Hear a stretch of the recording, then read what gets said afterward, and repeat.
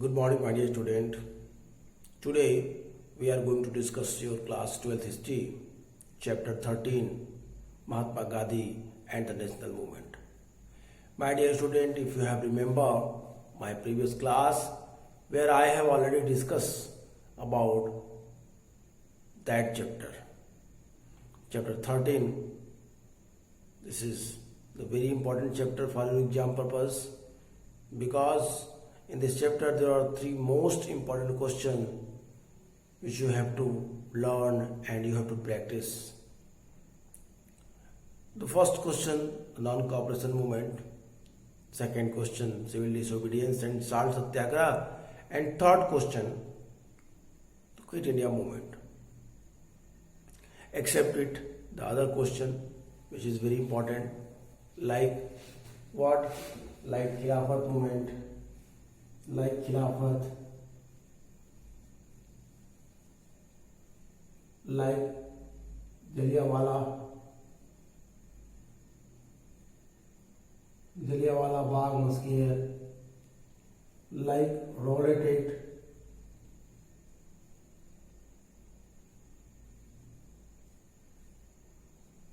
like non-violence,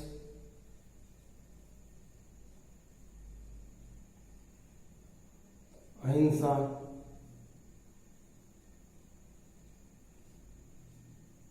non-violence, ahimsa, truth, satya, and satyagraha,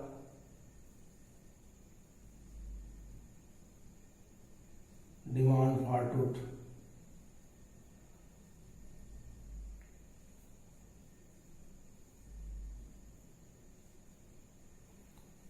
We have also aware of that was the weapon of Mr. Gandhi, and in this chapter that was the very important things that during Quit India movement, Satara, Jaipur, Satara,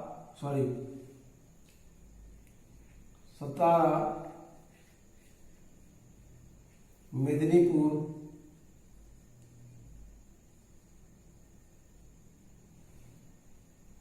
Balia,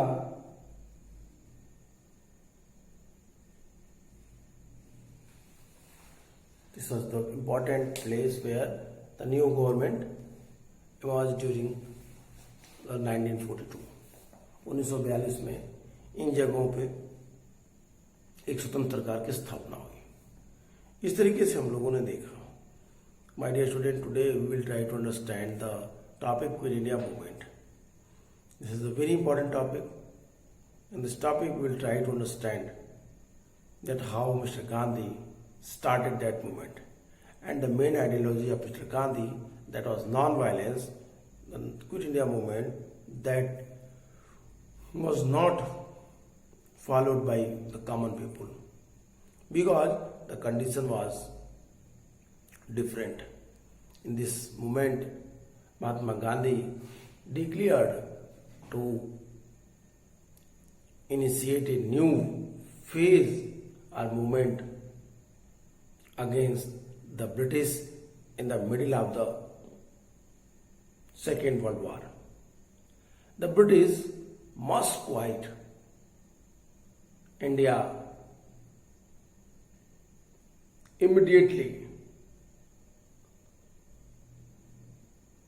He told them to the people, he said that do or die. Mahatma Gandhi urged their own people that this is the last step. If you will give your 100% for this moment, then you will free as soon as possible. So you have to do or die. You have to decide कि आपको क्या करना है. आपको decide करना है. आपको do और डाई, करो या मरो की स्थिति में आना पड़ेगा. आपको अपने देश के लिए आपको कुछ काम थोड़ा ऊपर अपने हित से हट के करना पड़ेगा. It means I am telling that The British must quit India immediately. He told them to people, he said, do or die in your effort to fight the British, but you must jail at once. But the movement spread. It especially attracted peasants and the youth who gave up their studies to join it. Communication and symbol of state authority were attacked all over the community. In the many areas, the people set up their own governments. The first response of the British was saw the repression by the end of 1943. Over 90,000 people were arrested and around 1,000 killed in the police firing. In many areas, orders were given in machine gun crowded from the airplanes. The rebellions, however, ultimately brought the Raj to the knees. This is the interesting story for you. You can think that during that time, during 1942, when the Mahatma Gandhi launched this movement, what would happen? Which type of reprisal movement was done by British government? He had clearly mentioned that the British government, they were resolved to repress this movement at any rate, at any cost, by hooks, by crooks. So that's why they used machine gun. They opened fire by aeroplane on the crowd, on the Indian people who involved himself, who marched against the British government. I have already told you a story about this movement. My dear student, you have to remember that when Mr. Gandhi have to क्या किया, गांधी किस स्थिति में इस movement को गांधी ने चलाया। यहाँ पे एक चीज समझना बहुत जरूरी है कि जब आप देखिए 1942, that date was very important, क्योंकि इस समय द्वितीय विश्व युद्ध, सेकेंड वर्ल्ड वॉर चल रहा था। गांधी सेकेंड वर्ल्ड वॉर के टाइम अमेरिका, ऑस्ट्रेलिया और चीन के दबाव के बाद ब्रिटेन को भारत के लोगों से बात करने के लिए, भारत की स्वतंत्रता के बारे में बात करने के लिए क्रिप्स मिशन भारत भेजा गया। क्रिप्स मिशन कब आया तो आप समझने का प्रयास करिए। इट मीन्स क्रिप्स भारत आया 1942। क्रिप्स 1942 में भारत आया और फिर क्रिप्स मिशन 1942 में भारत आता है।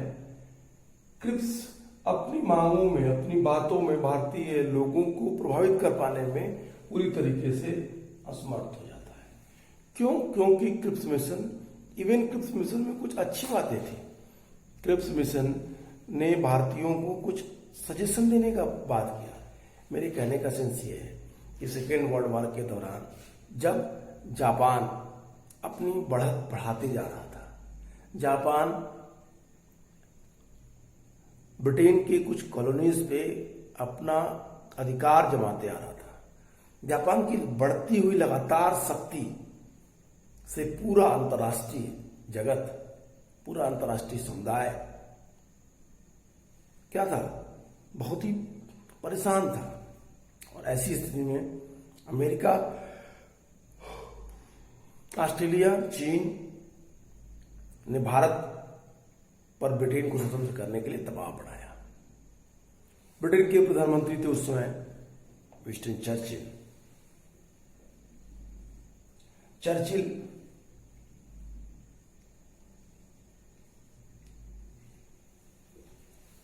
चर्चिल ने, जो कि पहले मैंने आपको बता दिया कि चर्चिल कहते थे कि क्या मैं ब्रिटिश साम्राज्य का प्रधानमंत्री इसलिए बना हूं कि मैं सम्राट के उपनिवेशों को तोड़ दूं या उन्हें स्वतंत्र कर दूं। फिर भी बढ़ते हुए दबाव के कारण चर्चिल ने समझौता करने के लिए, कुछ बात करने के लिए भारतीय नेताओं से किसको भेजा? उन्होंने क्रिप्स मिशन को भारत भेजा। क्रिप्स 11 मार्च 1942, 11 मार्च 1942 क्रिप्स मिशन की घोषणा की गई और 23 मार्च क्रिप्स ने क्या किया? 23 मार्च 1942 को क्रिप्स मिशन भारत पहुंचा। 23 मार्च 1942 it reached इंडिया। यहां पे अनाउंस हुआ और यहां पे 23 मार्च को 23 मार्च को क्रिप्स मिशन भारत पहुंचता है। अब यहां पे भारत पहुंचने के बाद क्रिप्स ने भारत के नेताओं को प्रभावित करने के लिए कुछ सजेशंस दिए। क्रिप्स मिशन की रिकमेंडेशंस क्या थी? उन्होंने कहा कि युद्ध के बाद एक ऐसे भारत यूनियन की स्थापना की जाएगी जो पूर्ण कॉलोनी का दर्जा उसको प्राप्त होगा। उसे राष्ट्रकुल से अलग होने का भी अधिकार होगा। सेकेंड, उनकी जो रिकमेंडेशंस थी, उन्होंने कहा कि युद्ध के बाद एक संविधान बनाने वाली सभा, संविधान निर्मात्री सभा का गठन किया जाएगा, जिसमें ब्रिटिश प्रांतों के चुने हुए प्रतिनिधि तथा देशी रियासतों के प्रतिनिधि शामिल होंगे। और तीसरा, उन्होंने कहा कि जो संविधान सभा द्वारा निर्मित किए गए संविधान को सरकार 2 शर्तों पर लागू करेगी। संविधान सभा जो संविधान बनाएगी वो लागू किया जाएगा। उसके लिए 2 शर्तें होंगी। पहली शर्त कि जो प्रांत संविधान निर्मात्री सभा के द्वारा बनाए गए कानूनों से सहमत नहीं होगा और जो प्रांत अपनी पूर्ववत स्थिति को जारी रखना चाहता है, मतलब अपने को पहले की तरह स्वतंत्र करना चाहता है, तो वो अपने को पूर्ववत स्थिति में रख सकते हैं या वो पूर्णतया स्वतंत्र रह सकते हैं। तब भी ब्रिटिश सरकार का कोई उसको आपत्ति नहीं होगी। और सेकेंड, भारतीय संविधान सभा तथा ब्रिटिश सरकार के मध्य अल्पसंख्यकों के हितों को लेकर समझौता होगा। It means British Indian government and the Indian leaders government, they were what? एक साथ इस बात पे सहमत होंगे कि भारत के बीच जो संविधान का निर्माण बनेगा उसमें माइनॉरिटीज के राइट्स कभी प्रभावित न हो, इन चीज का ख्याल रखा जाएगा। और चौथा कहा उन्होंने कि जो नए भारतीय संविधान के निर्माण होने तक, जो नया भारतीय संविधान बनेगा उसके पहले तक भारत की रक्षा का उत्तरदायित्व ब्रिटिश गवर्नमेंट के पास होगा। अगस्त प्रस्ताव की तुलना में क्रिप्स मिशन निश्चित रूप से अच्छा था, क्योंकि यहां पे कुछ अधिक अधिकार दिए गए थे, जैसे राष्ट्रमंडल से अलग होने का अधिकार, जैसे भारतीयों को संविधान बनाने का अधिकार, जैसे भारतीयों को अपने लिए अपने द्वारा बैठ के नियम तय करने का अधिकार। तो ये प्रस्ताव निश्चित रूप से अगस्त प्रस्ताव की तुलना में कहीं अच्छे थे। लेकिन कांग्रेस और मुस्लिम लीग दोनों ने क्रिप्स मिशन को अस्वीकार कर दिया। 11 अप्रैल 1942 को हुई बैठक में क्रिप्स प्रस्ताव को अस्वीकृत करते हुए कहा गया कि केवल भविष्य के वादों से संतुष्टि नहीं मिलेगी। हमें तो वास्तविक क्या चाहिए? कहते हैं केवल भविष्य में हुए वादों से संतुष्टि नहीं होती, हमें तो भविष्य के स्वतंत्रता से ही संतुष्टि हो सकती है। It means what ever you promise us in future, हम भविष्य में हमें क्या मिलेगा इसका वादा करने से अच्छा है कि आप हमें स्वतंत्रता दें, स्वतंत्रता पे बात करें। अब कार्य समिति को संविधान बनाने वाली सभा, संविधान निर्मात्री सभा के गठन पर भी आपत्ति थी, क्योंकि इसमें देशी रियासतों के प्रतिनिधियों को जनता द्वारा निर्वाचित न करके उनके शासकों द्वारा नामित किया गया था। कुछ प्रांतों के संघ में शामिल न होने से संबंधित प्रावधान भारतीय एकता के लिए गंभीर खतरा था। इट मीन्स यहां पे ब्रिटिशर्स ने अपनी चाल खेल दी। बड़ी ही चतुराई के साथ ब्रिटिशर्स ने क्रिप्स मिशन में जो प्रस्ताव दिए थे उसके कुछ लीकेज थी, कुछ खामियां थी, इसका विरोध कांग्रेस ने किया।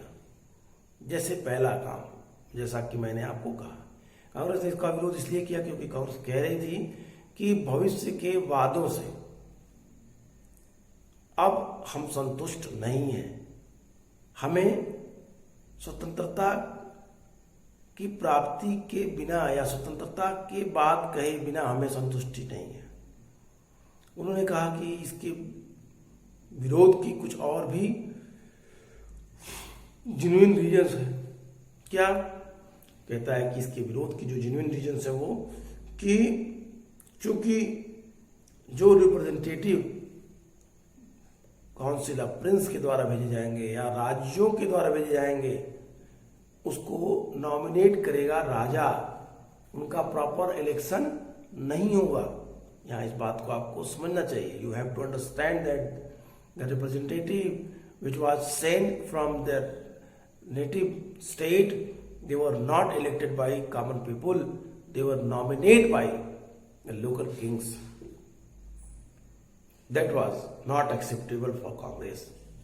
And second things which was not acceptable, कहता है कुछ प्रांतों को स्वतंत्र रहने की भी छूट दी गई थी। It means according to Cripps प्रस्ताव, क्रिप्स सजेशंस, क्या जो क्रिप्स का सलाह था, उसने कहा कि कोई भी राज्य अगर चाहे तो भारतीय संघ में शामिल हो सकता है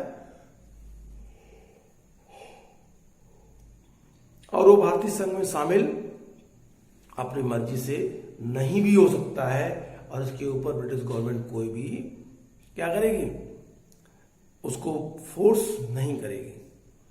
इसीलिए कांग्रेस ने क्रिप्स मिशन को पूरी तरीके से अस्वीकार कर दिया। यहां पे महात्मा गांधी ने ठीक ही कहा था कि वह पाकिस्तान बनने के लिए मुस्लिम लीग को निमंत्रण है। क्रिप्स मिशन पाकिस्तान बनने के लिए मुस्लिम लीग को खुला निमंत्रण है और गांधी इसका विरोध करते हैं। ये बात गांधी ने खुद कही। साथ ही साथ क्रिप्स प्रस्ताव का एकमात्र जो क्रियाशील पहलू केंद्र, जो एक महत्वपूर्ण एक्टिव वर्क था, वो केंद्र सरकार के गठन से संबंधित था, जिसमें सभी शक्तियों को हस्तांतरित किया गया था, ट्रांसफर किया गया था। जो एकमात्र अच्छी बात थी क्रिप्स में वो ये थी कि क्रिप्स ने क्या कहा था, एक ऐसी सरकार बनाई जाएगी जिसको सारे अधिकार धीरे धीरे दे दिए जाएंगे, लेकिन डिफेंस, कम्युनिकेशन, फॉरेन पॉलिसी ये ब्रिटिश सरकार के पास ही रहेंगे। इसीलिए महात्मा गांधी ने कहा कि ये क्या है, दिवालिया होने वाले बैंक का पोस्ट डेटेड चेक है। एक ऐसा बैंक जो क्या हो रहा है, जो दिवालिया हो रहा है, उस बैंक का ये पोस्ट डेटेड चेक है। इसीलिए गांधी ने ये बात कह के इसको पूरी तरीके से अस्वीकार कर दिया। अब सिर्फ कांग्रेस ही इसको अस्वीकार नहीं कर रही, कांग्रेस के साथ साथ मुस्लिम लीग ने भी क्रिप्स प्रस्तावों को दो आधार पर स्वीकार किया। मुस्लिम लीग के पास दो रीजंस थे क्रिप्स प्रस्ताव को स्वीकार न करने का। पहला, कहते एक तो मुस्लिम लीग मानती थी कि संविधान निर्मात्री सभा से पृथक निर्वाचन मंडल की मान्यता ब्रिटिश गवर्नमेंट ने नहीं दी थी। सेपरेट इलेक्टोरेट की कोई बात क्रिप्स मिशन में नहीं कही गई थी, इसलिए मुस्लिम लीग ने क्रिप्स का विरोध किया, अस्वीकार कर दिया। और दूसरी बात थी, जो बड़ा कारण था, कि इसमें भारत के पार्टीशन को स्वीकार नहीं किया गया था। दो बड़े रीजन्स थे मुस्लिम लीग के पास क्रिप्स मिशन को अस्वीकार करने के लिए, और मुस्लिम लीग ने भी क्रिप्स मिशन को अस्वीकार कर दिया। अब यहीं से गांधी के द्वारा क्विट इंडिया मूवमेंट चलाया गया। It means that was the after Cripps mission that when that was failed and the demands which was not in favor of India and the Muslim Leagues and Congress both unaccepted the Cripps mission.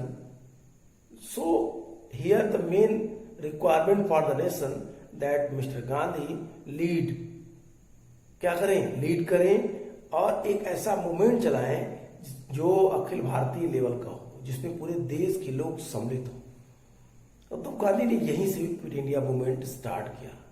I mean to say that it was the time when Gandhi started the quit India movement. Why? Because the Cripps mission that was failed in his M.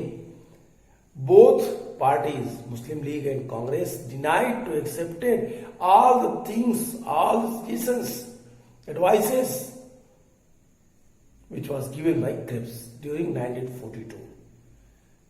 1942, Quit India movement was started.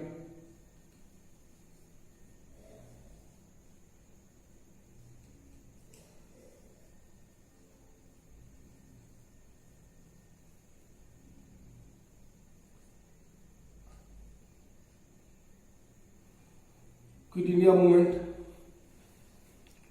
1942 Gandhi के द्वारा quit India movement start कर दिया गया।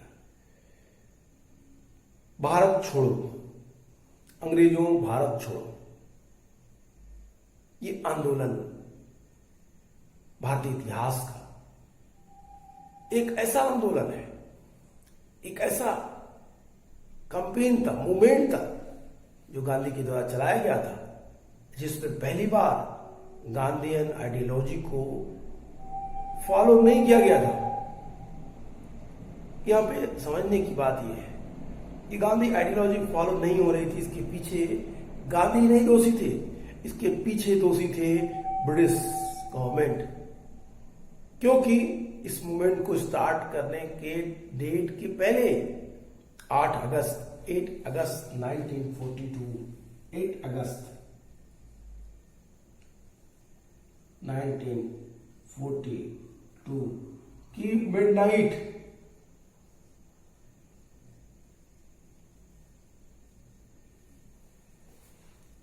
Operation zero hour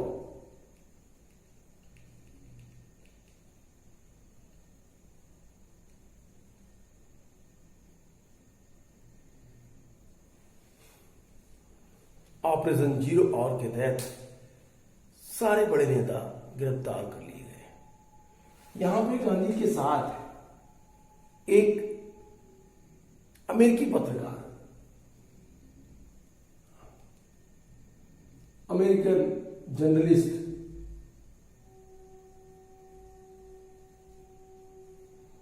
Louis Fischer,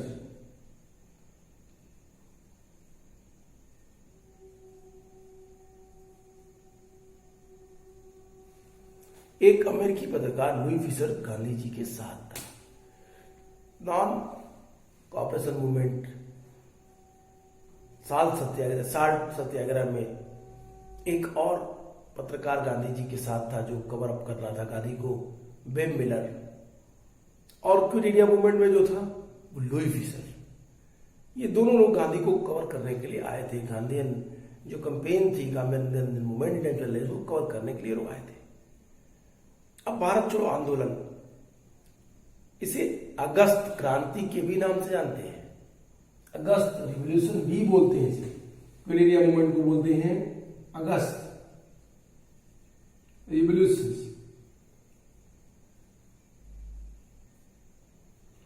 क्यों? क्योंकि ये अगस्त के महीने में गांधी के द्वारा चलाया जा रहा था। अगस्त क्रांति भारतीय स्वतंत्रता आंदोलन की अंतिम महालड़ाई थी, एक लास्ट लड़ाई थी जिसने ब्रिटिश शासन की नींव को पूरी तरीके से हिलाकर रख दिया। क्रिप्स मिशन खाली हाथ भारत से वापस जाने पर भारतीयों को अपने को छले जाना इट मीन्स कि उनके साथ धोखा हुआ, इस तरह का भारतीयों ने महसूस किया। क्रिप्स मिशन भारत आया, लेकिन वो भारतीयों को स्वतंत्रता के अलावा दूसरी चीजें देने के लिए उत्सुक था, इसको भारतीय एक्सेप्ट नहीं कर रहे थे या भारतीय उसको लेना नहीं चाह रहे थे। और अब यहीं से परिस्थितियां तेजी से बदलने लगी। लोगों को एहसास हुआ कि सेकेंड वर्ल्ड वॉर के कारण जो सिचुएशन क्रिएट हो रही है वो और भी सीरियस होती जा रही है। जापान तेजी से बड़े क्षेत्रों को अपने अधिकार में करते चला रहा है। जापान म्यांमार के कई सारे क्षेत्रों को अधिकार करते हुए भारत के आंतरिक भागों में प्रवेश कर रहा है। और ये भारत के आंतरिक भागों में वो त्रिपुरा, मणिपुर के रास्ते भारत के आंतरिक क्षेत्रों में अंदर आ रहा था। अब यहां पे पूरी तरीके से ब्रिटिश गवर्नमेंट अपने सुरक्षा कर पाने में असहाय थी। जापान के बढ़ते हुए प्रभाव को देख करके 5 जुलाई 1942 गांधी जी ने हरिजन में लिखा। हरिजन गांधी जी के द्वारा निकाला जा रहा एक पत्र था। हरिजन में गांधी जी ने लिखा, अंग्रेजों भारत को जापान के लिए नहीं बल्कि भारत को भारतीयों के लिए व्यवस्थित रूप में छोड़ के जाओ। लेकिन ब्रिटिश गवर्नमेंट ने चीजों को मानने के लिए तैयार नहीं थी। I mean to say that Gandhi asked the British government that you have to leave India for Indians, not other imperial powers. Bharat भारतीयों के लिए छोड़िए, और वो भी व्यवस्थित रूप में। और फिर ये स्टेटमेंट देने के बाद गांधी ने इस मूवमेंट को स्टार्ट किया, जो स्टेटमेंट था वर्धा प्रस्ताव। 14 जुलाई 1942 को वर्धा प्रस्ताव पारित किया गया।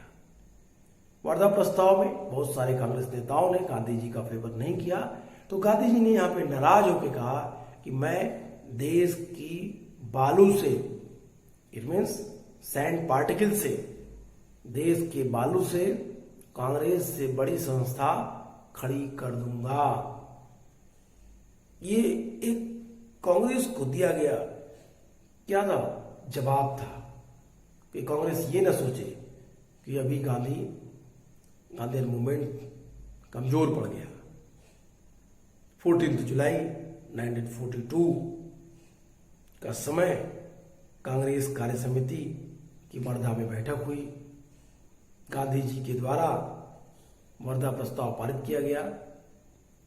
जवाहरलाल नेहरू ने इसे पढ़ा और फिर सारे नेताओं ने यह बात स्वीकार कर ली कि भारत में अंग्रेजों के खिलाफ एक बड़ा मूवमेंट चलाया जाएगा और ये मूवमेंट होगा quit India movement. Quit India movement के तहत पूरे देश में एक संवैधानिक गतिरोध शुरू होगा। इट मीन्स 1942 में कांग्रेस कार्य समिति की बैठक में गांधी जी के इस विचार को पूर्ण समर्थन मिला कि भारत कॉन्स्टिट्यूशनल पथ से ये अपना विरोध जारी रखेगा। उनका मानना था कि संवैधानिक तरीके से गतिरोध को दूर नहीं किया जा सकता जब अंग्रेज भारत से चले जाएं। वर्धा में कांग्रेस कार्य समिति ने अंग्रेजों भारत छोड़ो प्रस्ताव पर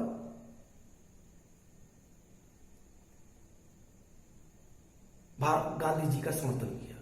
ये प्रस्ताव पारित किया गया।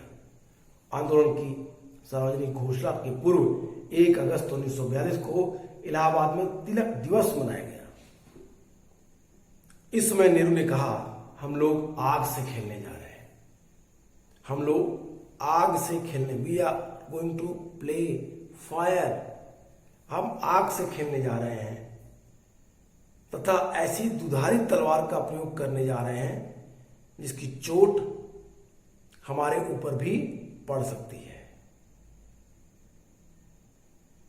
पंडित जवाहरलाल नेहरू ने ये बातें कही। इसके बाद वर्धा प्रस्ताव पारित हो गया और गांधी ने क्विट इंडिया मूवमेंट लॉन्च कर दी। क्या हुआ क्विट इंडिया मूवमेंट में, we will read in my next class. आज के लिए इतना ही। Good bye and take care.